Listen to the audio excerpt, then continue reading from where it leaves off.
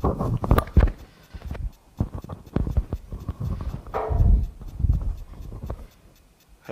1, 2, 3. Yeah?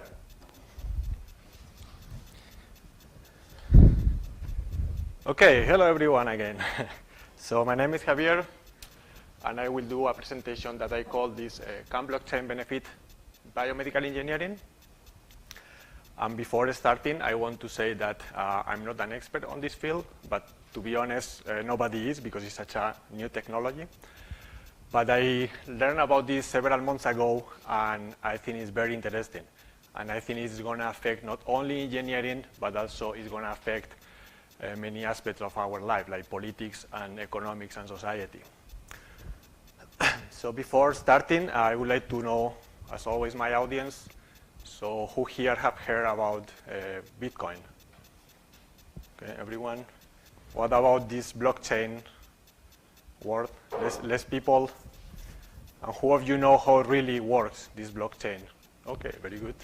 Very good. We have several experts. But for the rest of you, I will try to explain it in an easy way. Okay, so what I'm going to do, instead of answering you this question, like can blockchain benefit biomedical engineering, what I want to do is I will spend more time explaining how it works, how the technology works, and then at the end, when you know that, you will be able to answer this question yourself, or we can answer this question together. So I was doing some research, and you can find that there is around, now is the new fashion word is blockchain technology, and there's all these companies that they claim that it is going to change biomedical engineering, and that they know how. So I'm not so sure about that, and I want to, as I said, explain you the technology, and then you can go and judge yourself. So, as I was saying, first I will, actually I didn't say that. I will explain how Bitcoin works. Then we will see that blockchain is just one possible application to this blockchain. And then we will see what it can really do and we can not do, and then we will be able to answer my original question. Okay, so I had this challenge to try to explain Bitcoin without using any computers. So I came with this idea, and I was explaining this to my engineer friends. So let's see if it works. So I need a bit of your imagination to play along with this explanation, okay? So imagine that we got some money, like Billy got some money for this course, and we all are gonna go to the wearable devices conference in Philippines, and we are flying there, and the plane has an accident, and we end up all alive, but we end up in this island in the middle of the Pacific, and there we have to build our society again. So one of the most important things is that we need some medium of exchange, we need some money to build our society, and we decide to use coconuts. But we realize that the coconut is like very heavy. If you are hungry, you need to eat that money, or that they can get bad with the time. So we think we are engineers, and we solve problems, so we decide that we can do something a bit better. And then we go to the plane, and we can find that we have some books and some pens and some Post-its. And we decide to do this, what is called a ledger, a book where we are recording transactions between each other. And this idea is nothing new. This is how a bank used to be a few hundred years ago. And we are going to do exactly the same. So for that, I have here this book that I have created. So this is going to be our public book. This is going to be in the beach. And we are going to keep here a track of our transactions. Okay? So I have as an example, we are going to start this explanation from the page number 31. And here we have, with these Post-its, I have different transactions. Like you have been sending money between each other, and we are going to be focusing on my history of money.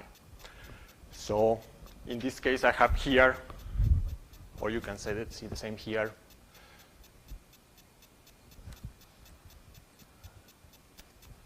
my first transaction. At some point, Mila gave me 10 cocoa dollars, or however you want to call them, and she take 10 cocoa dollars that she had from the previous purchase, and she gave me 10, and she signed this transaction to prove that she was allowing this. And then later, I took that, another day, I took that money, and I decided to do the same. Take this 10, and I will give 5 to Ville, and I'm going to keep 5 to myself, and just sign this to prove everyone that I allow this. And we can keep doing that, and I can show you how I can do that. I'm going to take these 5 that I have, and I can do that. Okay, I can say Javier that has 10 is going to give to Auntie this 10. Okay, and I sign here to approve that that is happening. And then you can do the same, and you can come here and share your money or your cocoa dollars with other people, and you can add transactions to this. Okay? So far, so good. We haven't created anything new. We are just doing what people was doing with this book centuries ago. The problem here is that, well, I just spent my last, actually it was 5. I just spent my last 5 units of money, and then I'm thinking that I don't have any money. So what can I do? How can I cheat the system? What can I do to get this money back without working? So I just will wait at night that you all go to sleep, and I will go to the book, and I can just go back and remove this, and when you wake up, that's the new book, and that's the story, and I still have my 10 original coins. So how can we solve that problem? Any ideas? How would you solve that problem? How is that nowadays? How is that problem solved? Yeah? Yeah, but yes, that's how it's done now. How is done in Bitcoin, or how is done historically, yes?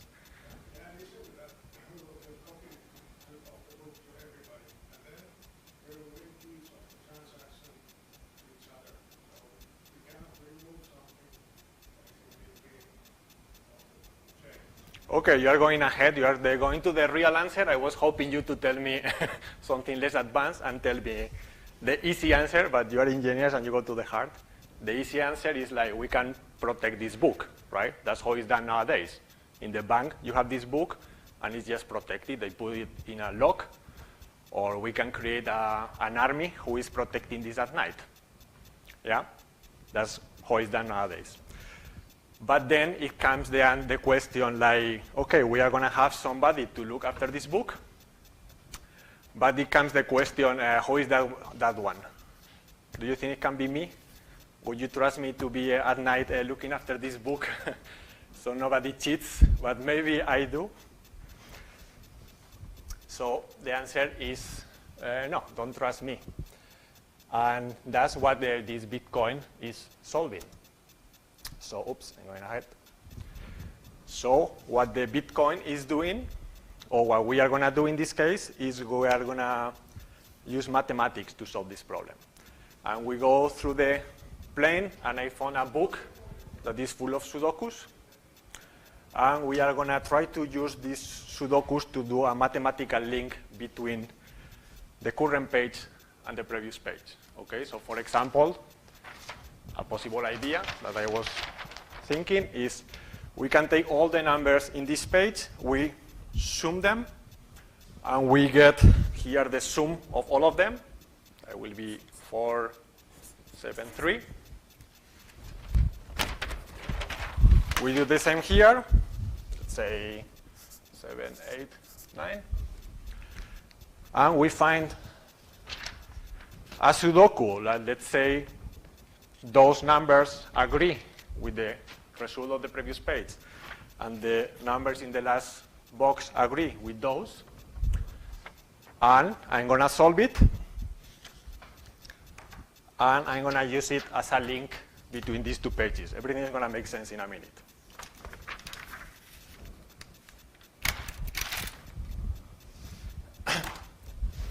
Okay, and I'm going to do that between each of the pages. Okay, does it make sense? And now you're wondering, like, why I'm doing this. Now imagine I still have the idea that I want to cheat tonight while you are sleeping.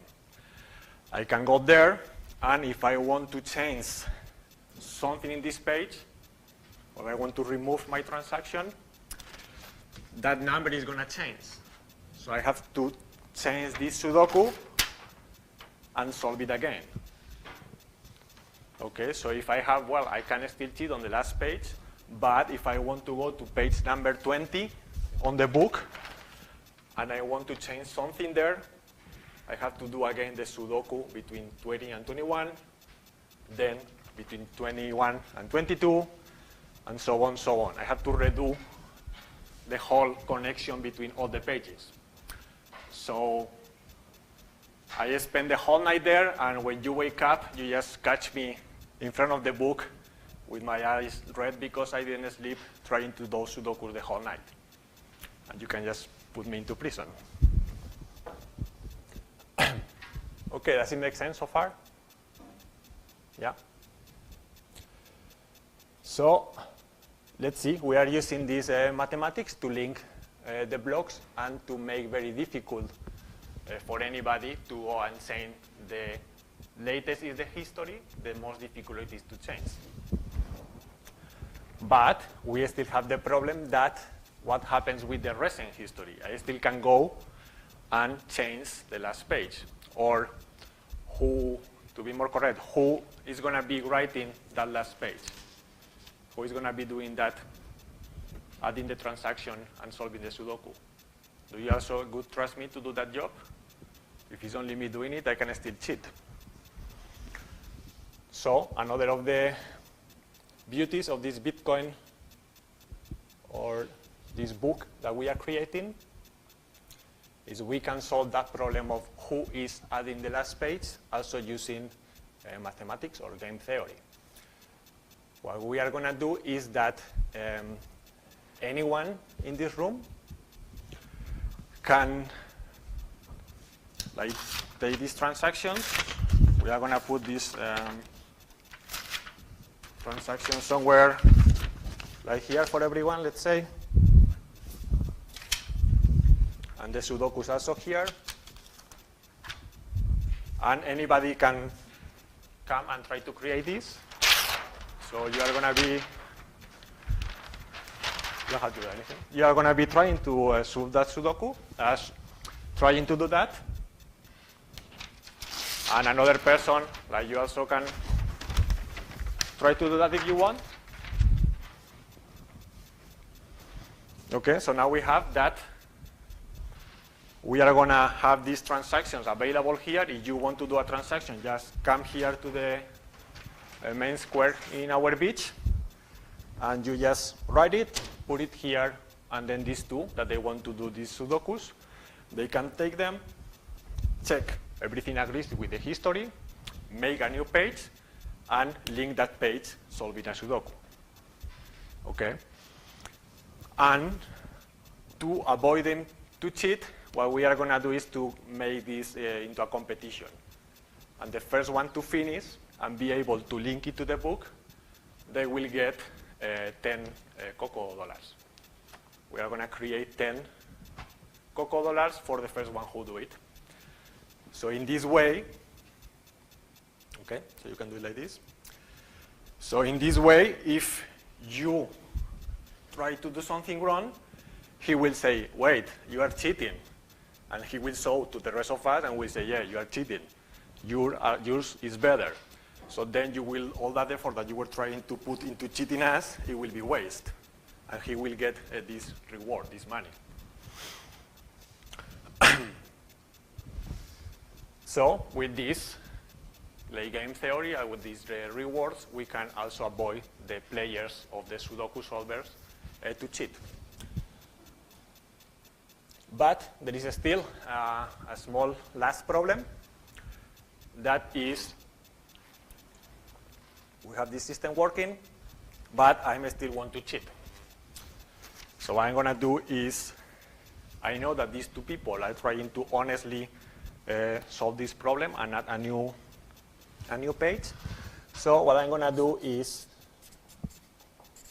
go to this pile of transactions where all of you can add yours before it is validated.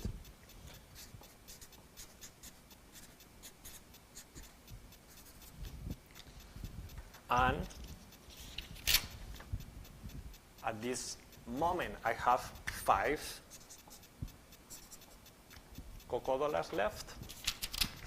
And what I'm going to do is I just go to the beach and I'm going to have one that is giving these 5 to somebody else and this one that is giving those 5 to myself. And I'm going to go to this pile and I'm going to just, or let's imagine the pile is here.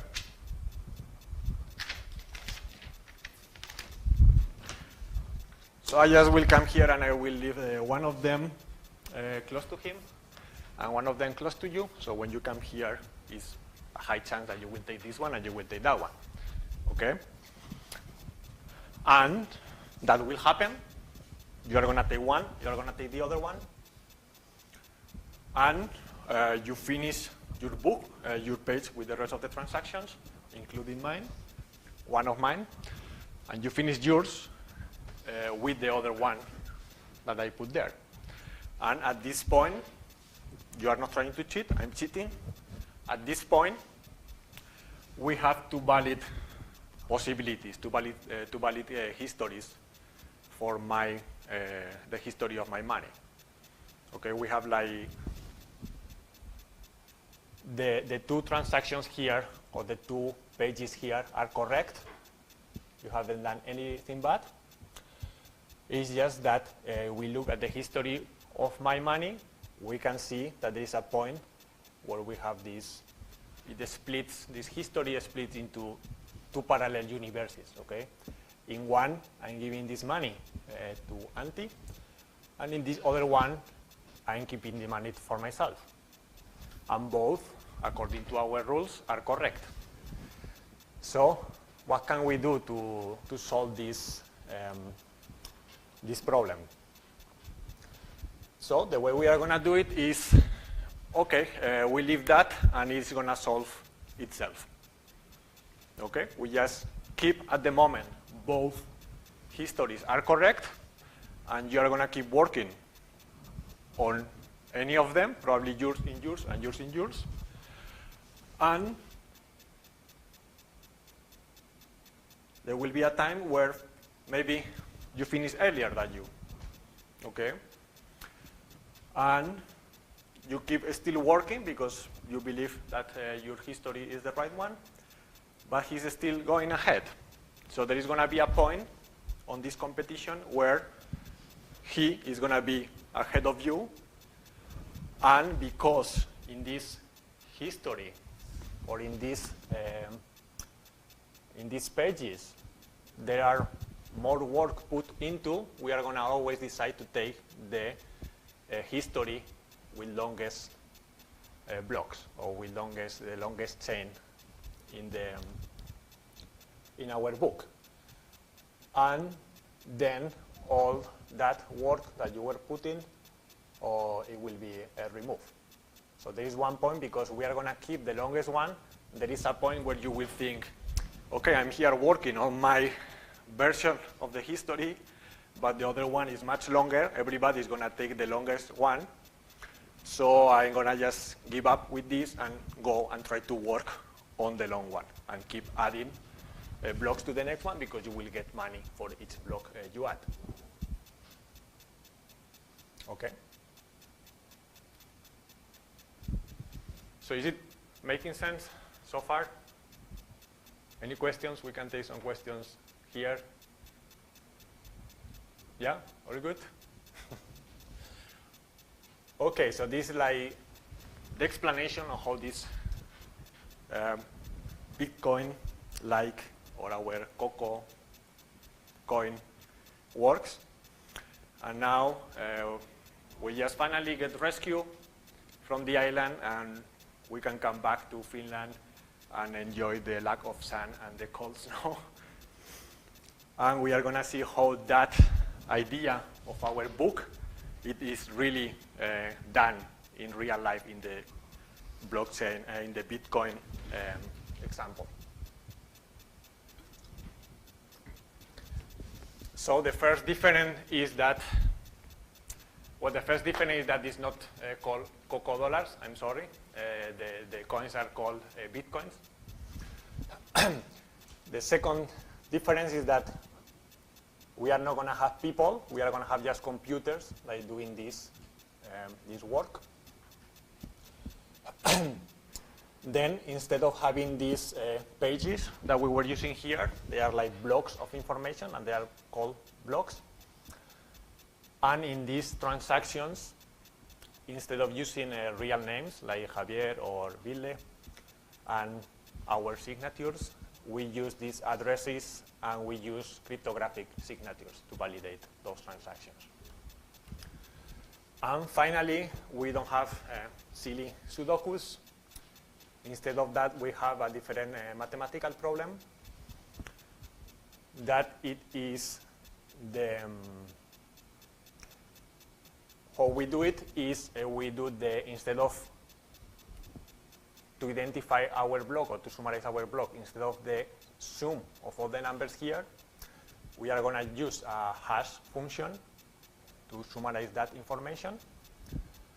And to solve the Sudoku, what it has to be done is there is a space of information in our block where the miner or the Sudoku solver, they have to try different combinations in this field so that when they calculate the hash,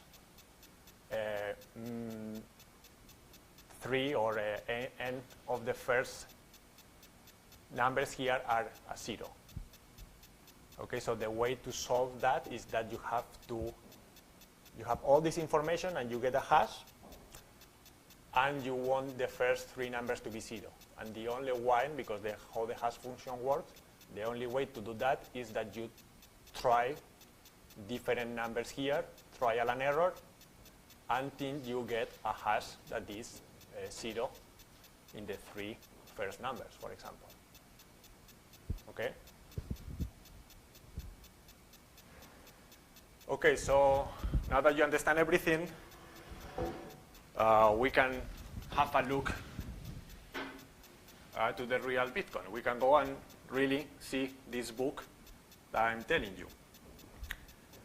Okay, and also like this is called blockchain because, well, we have these blocks and they are chained to each other through this mathematical problem.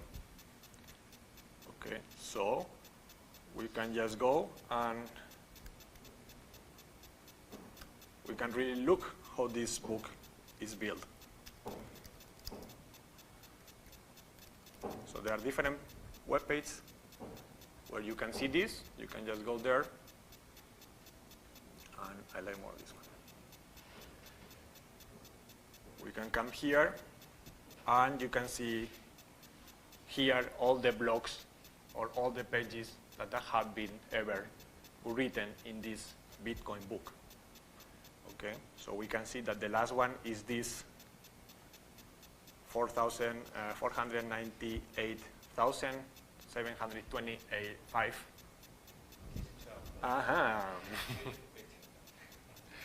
Okay, sorry. So I just went and I write on the Explorer Bitcoin Explorer, and there are many web pages that they are showing you this because that are public information. So here in this web page, for example, I can see this is the book that I was talking about. This is the blogs. This is my book. This is the Bitcoin book. And here I have each of the pages or each of the blocks. And at the moment, the last one page added is this one. And you can see here at what time was added, who was the Bitcoin solver doing it, and the transactions that you have inside. And then we can go to this page and have a look inside. And then what we find is like just something very similar to what I have been trying to do here. You have this person that has 0.097 Bitcoins and is giving 0.11 to this other person and 0.084 to this other person. Okay, that's just one possible transaction. And you can see that this block is full of this kind of transactions. Okay. And there is one very special transaction here where there is no inputs. And that is you remember I was telling you every time somebody is building a page, we are gonna create 10 new Coco dollars for these people. So they have the motivation to do that. So that's what you are seeing here. There is no inputs, they were created 12, in this case it will 12 Bitcoins that they were created. And here actually we have this 12 plus every time you put a transaction you have to add a bit of a tip. So somebody will do it for you. So here is actually this 12.5 plus the tips in the whole block. And then here we can see what I was telling you. Here is the whole hash of this block. And here is this field that is called nonce, where the miner or the Sudoku solver has been trying different numbers here and calculating the hash until he got these so many zeros here. Okay, so that's proving that he has put work into this. He has solved the Sudoku. And here you have other information like what is the previous block, what is the next one, and how many new Bitcoins you are getting for solving this, and so on and so on.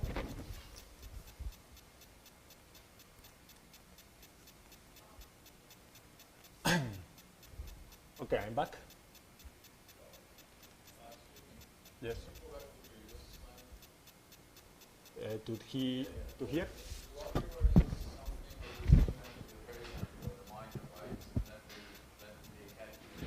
Yes. Yeah. And this also at this point, because many people is asking, okay, we have all this history of money. Okay, I have my 5. Where are those coming from? I have to go back in time or back in the pages to see where it started. So the question is where that started, what is the first coin created? And the answer is that they are created new coins in each page that we create. And then that person can distribute them or sell them to whoever they want. Okay. So to summarize,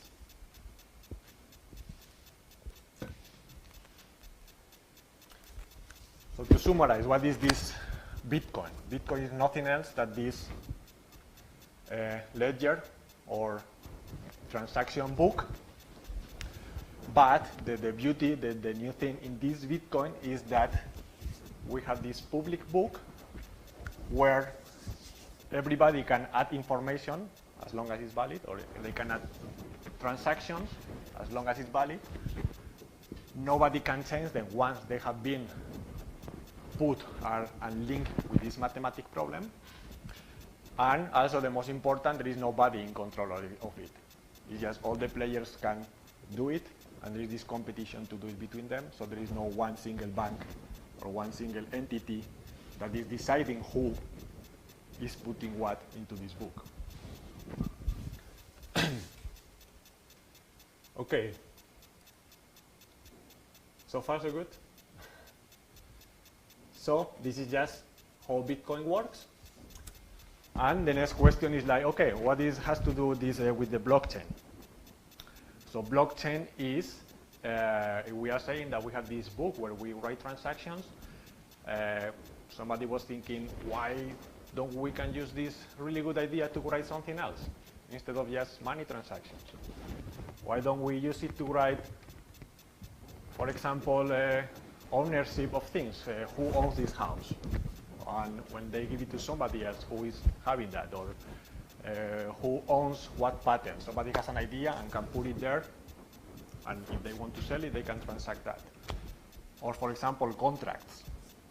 For example, imagine I have, he's going to work for me, actually he is, and we make a contract that I'm going to pay you 20 euros per hour. And you start a contract, and I sign my contract, and then I just go to my contract and I change something when you are not looking, and I start paying you 10. And then you will say, hey, I have here my contract, and it's saying 20, and you are paying me 10. And I will say, well, here is mine that you signed, and here is saying 10. So we have this conflict right now. The way this is solved nowadays is you need, I mean, in this case, we will not need that, but if it's a bigger players, like big companies, you need a third party who has a copy of this contract. You have these notary services that keep a copy of that contract. In case we disagree, we can go to that and look to the real contract that we signed together, and this person is proving that it was like that. So now, what we can do is, instead of having a third party and pay him to have that contract, we can just put that contract in our book, and nobody can change that. So if we disagree in the future, we can go back to our contract that it was there, and we can see how it was. And now, because I'm not paying him, he's getting upset and leaving. So, go back. So with this blockchain technology, all these third parties or all these notaries are no longer necessary. And that can be a very big impact in society. Okay, so if we said that we can use this book to store any kind of information, we can even go a step further. Like, why don't we, in addition to store information, we also can add rules to manage that information. And we can do something like, basically that's what a computer is doing. A computer has information and has rules, or a computer program that is handling that information. So somebody was thinking, okay, why don't we do that and use our book into a computer? And then, like you can see, it's very recent. Somebody was creating, the first one who created this idea was this Ethereum, and is creating this Turing complete machine that is working in a decentralized manner.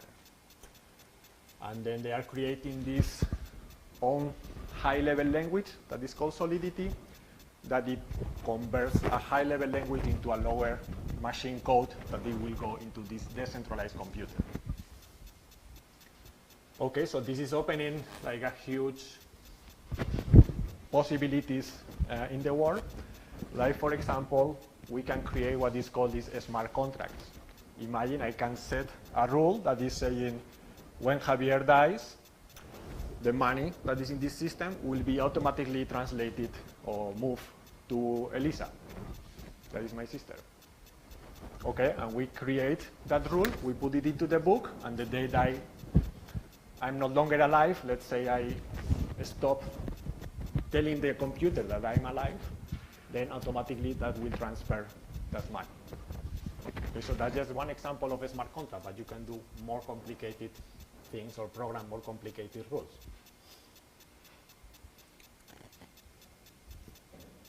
Okay, so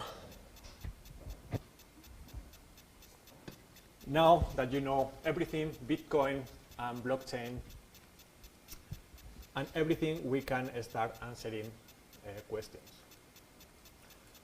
So in the end, as a summary, as I said, the blockchain is just a public book where we can write transactions or we can write any kind of information, and anybody can add transactions or a smart contract to this book, and nobody can go there and change them when they have been written. So my first question, the data that we are putting into this book, is it private? What do you think? It's not, like I can just go as I did. I can go here and I can see that data. So is this blockchain going to help us with privacy? The answer is no. But of course, it's not going to help. What I put in the blockchain is public to everyone, but if what I put into that blockchain is previously encrypted, then nobody's going to see it. And you can go later and research more about this. We have even more advanced technologies where not even you can put encrypted information, but also they can do operations between this encrypted information without seeing it. Okay, and that's where you have this zero acknowledge proof technology. As an example, you have this Monero, that is a new coin or a similar coin to Bitcoin, but where they have all these new technologies to do all this. I'm trying to say, like, everything is happening without nobody knowing what is really going inside. They are not able to see the transactions, but you are still able to have there your coins. Okay, next question. Is the blockchain a good place to store information? Like, what do you think? Can we just add all the information we got? I mean, we have information that we want to keep, that nobody changes. So why we put all that information into our book? Okay, the answer is that no, we cannot really add all the information we want. And if we go here to the blocks, you can see here the size of the blocks, maybe. Or maybe not.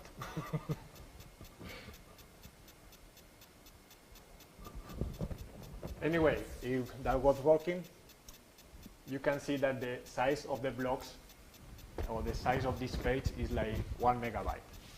So you have that each of these pages is the size of this. So can you store a lot of information in this book? Can you store a lot of information into this? Not really. But there are workarounds. Like, for example, I can take a file and make a hash, very small resume in this hash, and I can put that into the blockchain. So in the case of my contract with this person, we cannot store the whole PDF here, but we can hash it into a small number and put that number into the blockchain. And that proves that that PDF in the future, if I change it, it will not correspond to my number. So this idea is what is called a proof of existence. And there is already companies trying to exploit this and build some blockchain notary systems.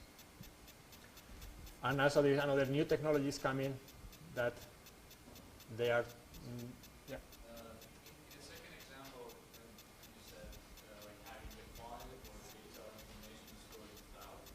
Is it a new concept than the Bitcoin? Because like Bitcoin is actually like a currency that we include, we have a record of that, and based on what you said. But in terms of information, so how in this specific case that I'm explaining right now, with this proof of existence, So how can you reassure that data? is that in this transaction, like you build this transaction and you write that money is going to this person. In the protocol, there is an empty field that they left empty, and anybody can put whatever data you want.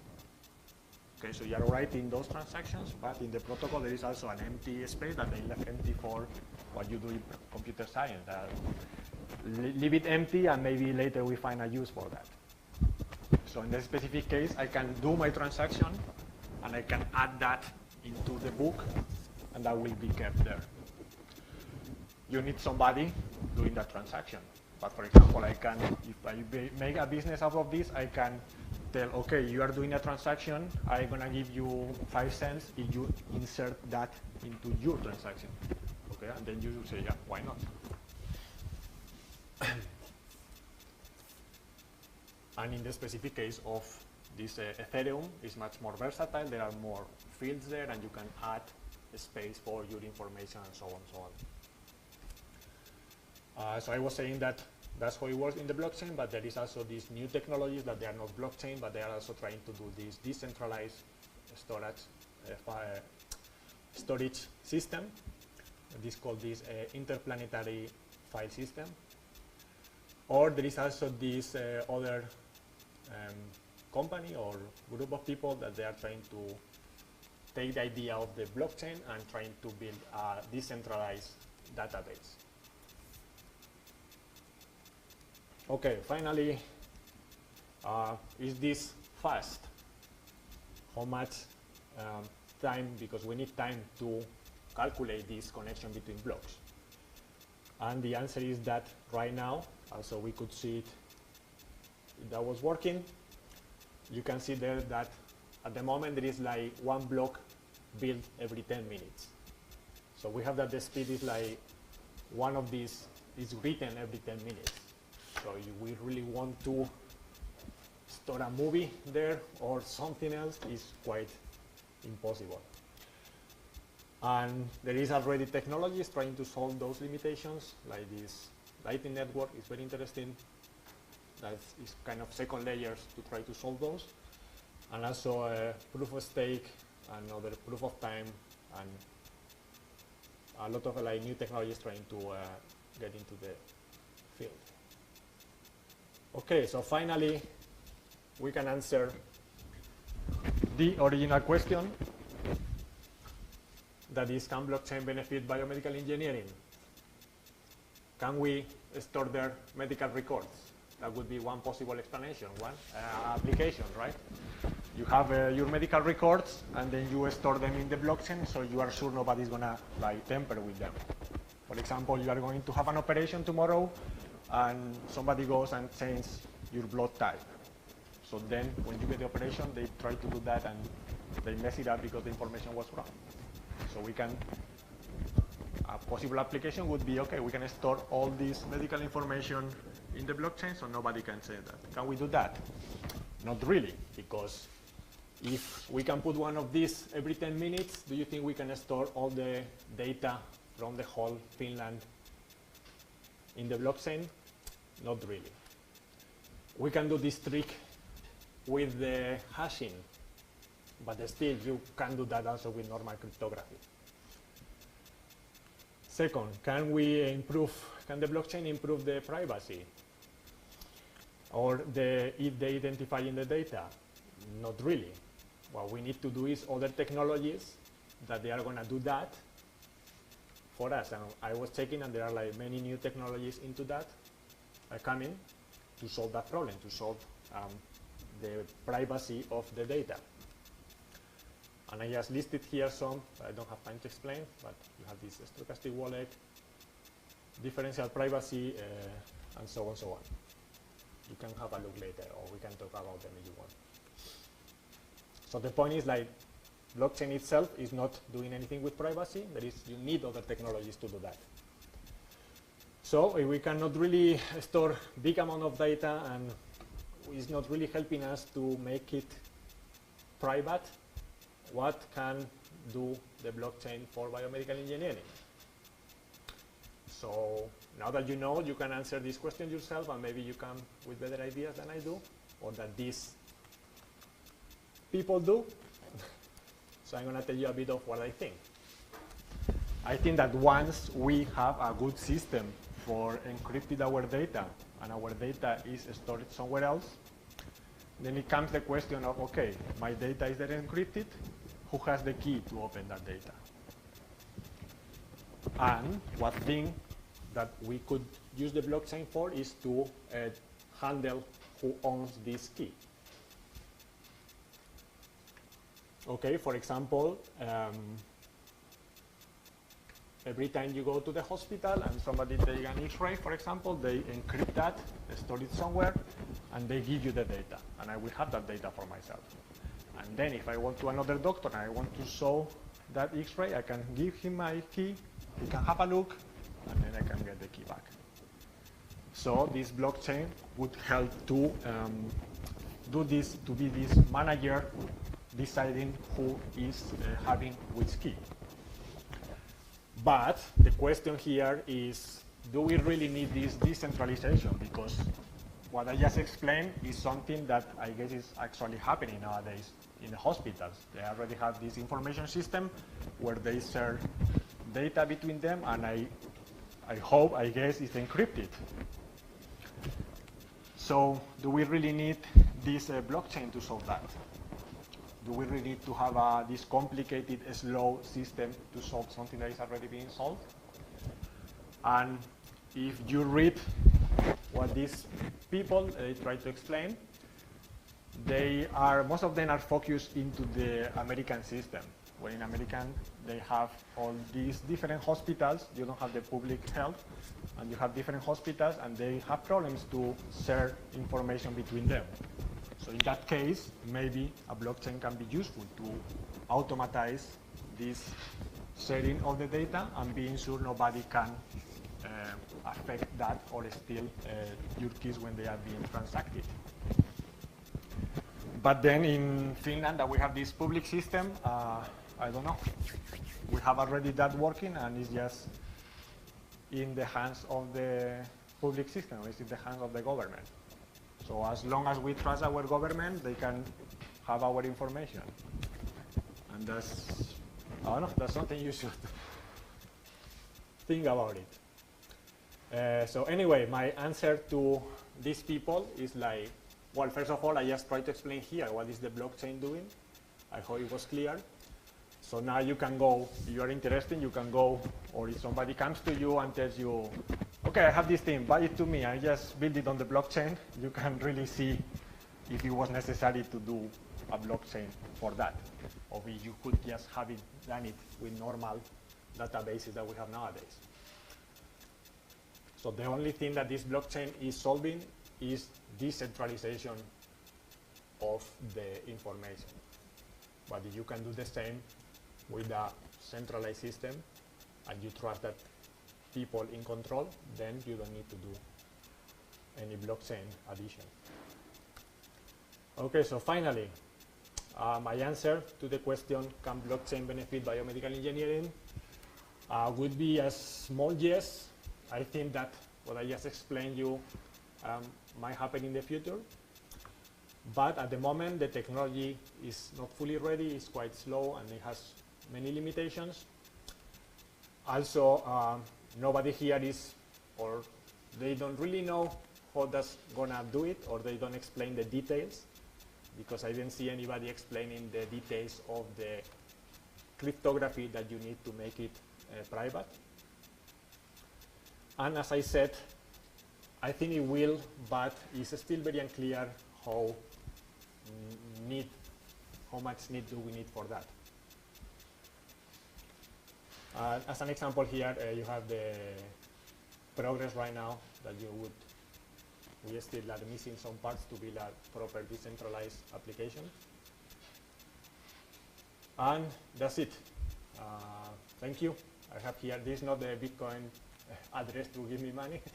This is just a link to the presentation. So if you want to get these slices, you can take this link. because I also have added at the end, I put here also, you are more interested, I have some links here that I have been learning from them, especially this, Andreas Antonopoulos is the best one you can find to understand the technology, but also the political and economical implications that it will have. Oops. Okay, so thank you very much. You have any questions? Yeah? I have understood that there's 21 million bitcoins to be mined ever. So Yeah. once the network will not get a reward on completing these hashes, what will happen to the bitcoin? You will have, because you are getting rewards not only for every page you build, but also for the transactions. You get a small tip from that. Does it make sense?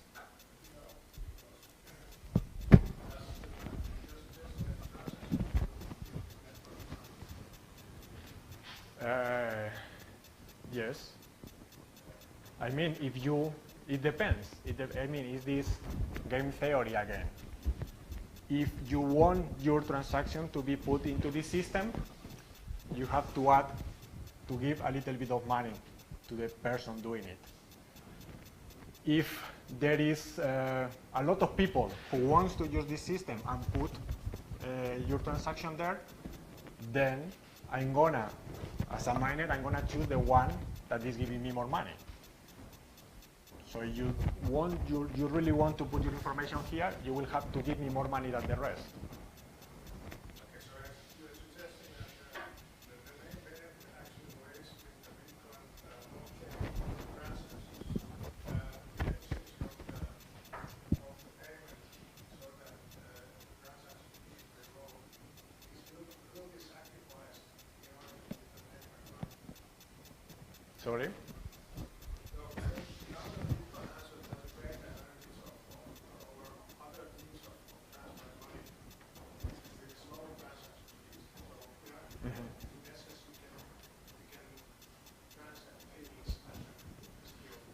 Yeah.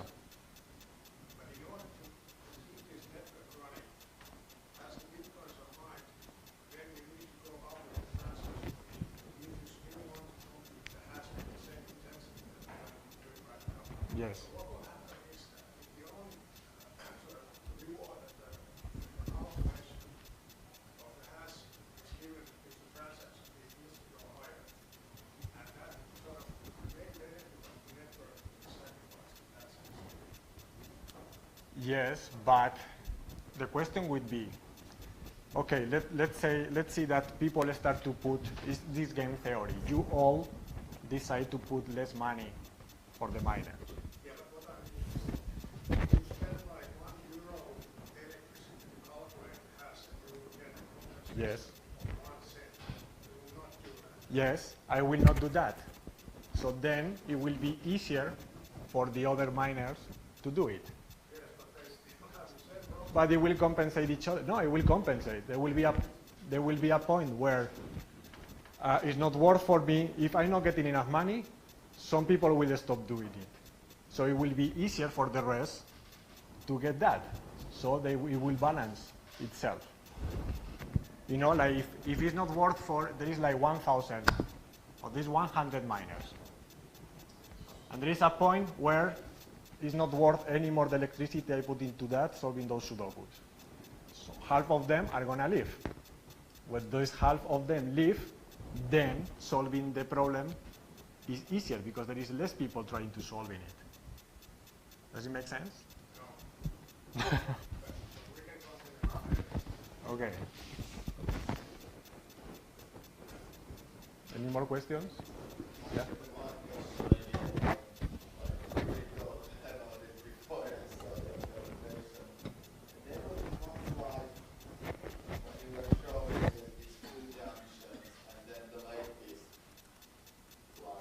Yeah. Transactions are accepted. Yeah, exactly this line. I would like to put, for example, for this application, if I would like to verify some documents,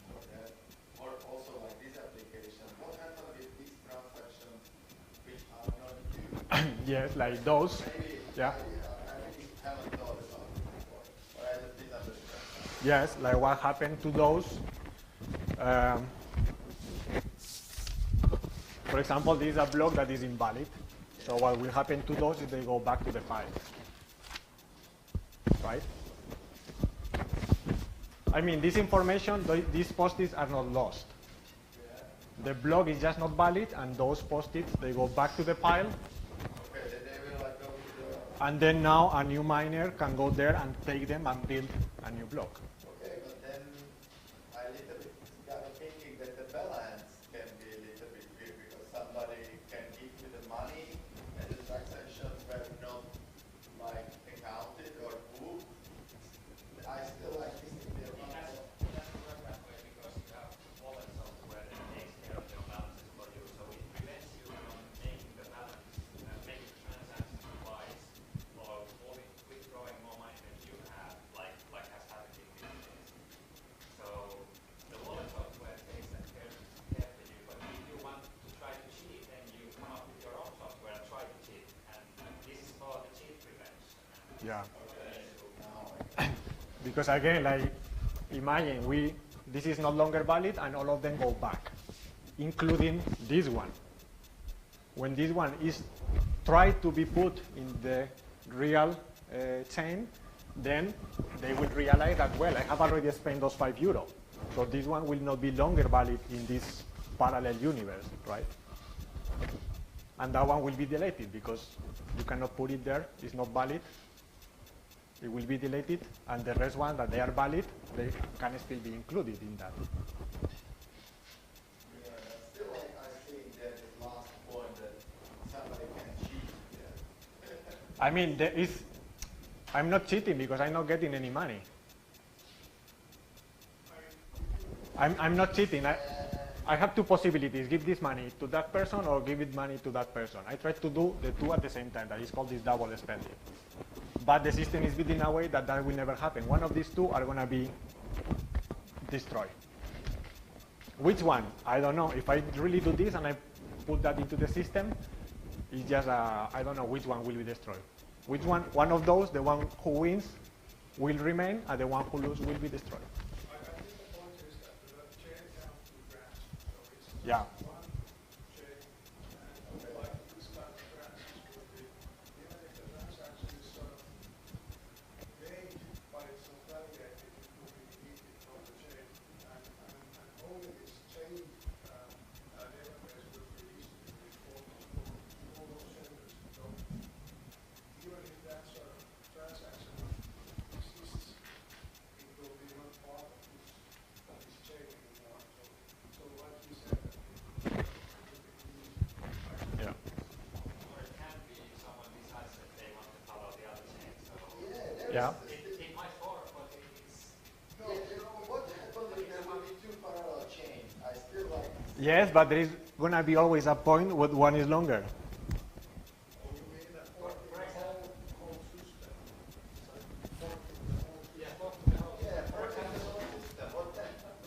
You can fork, that's what is happening right now. For example, in the Ethereum that he mentioned, there was a bug in the code and it cost like $70 million or something like that for someone. And then they decided that we want to cancel this because someone stole the money due to the bug. Yeah.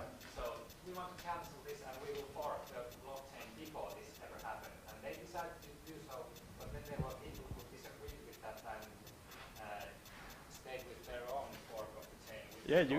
Ethereum Classic now, and the real Ethereum has cancelled out that history. So it's a things that you No, I mean, you don't. What we can learn is like we don't know. This is like such a new technology that everything can happen like this. yeah.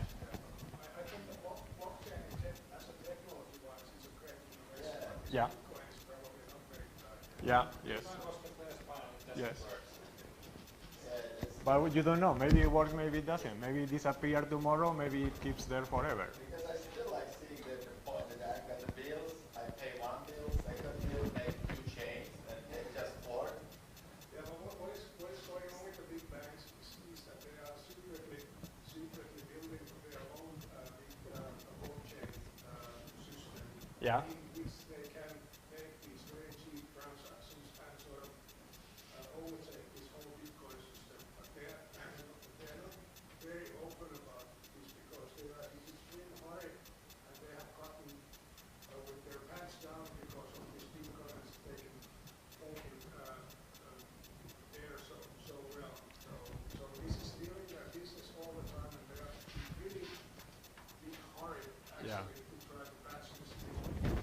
But this is a really good example of what I'm trying to say. Like, do we really need this blockchain for something? In that case, that bank is going to have the control of that blockchain. So what is the fucking point of having a blockchain? You can just do it with the system you have nowadays. But this,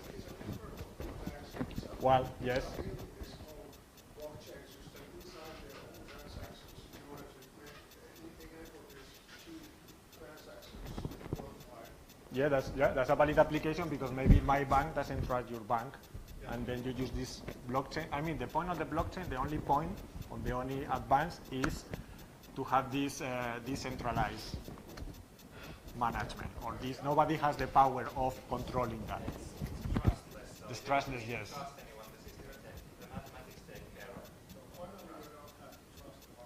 Yeah. And that's why I'm saying that this has, I mean, for biomedical engineering, the impact might be very small, but like for society or economics, it's really challenging some of the ideas because you don't need this notary, you don't need this bank.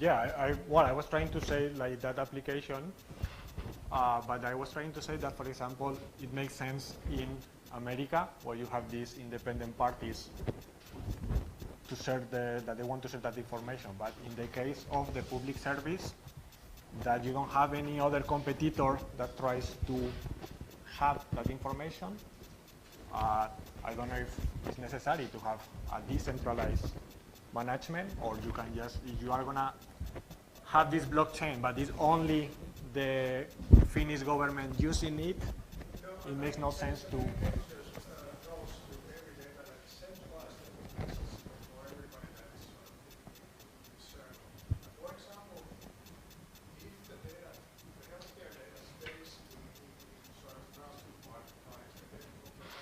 Yeah.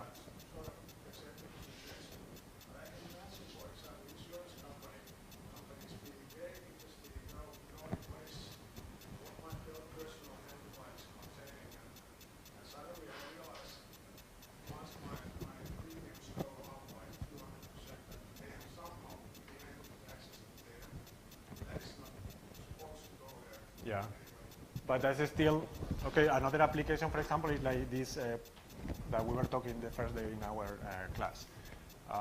You have the device that is measuring, for example, your heart rate, and the company of that device is storing that data. So you really trust that company that they are not going to sell it to anyone, then it's okay. You don't need any decentralized system. But again comes the problem of who do you trust. If you don't trust that company, you really want to have that stored in a blockchain that nobody controls, and then you will decide if you want to give that information to a researcher or give it to the company or so on and so on. So in that case, it has a real application. But still, if you trust this company, you don't need this. Or if you have a contract with a company that is explaining there that they are not going to sell it, you don't need this. Okay, thank you. I think we need to continue. Yeah. Thank you. Okay, thank you. Very interesting topic because it will many things like Javier mentioned. So we'll read more about Yeah, I think it's becoming.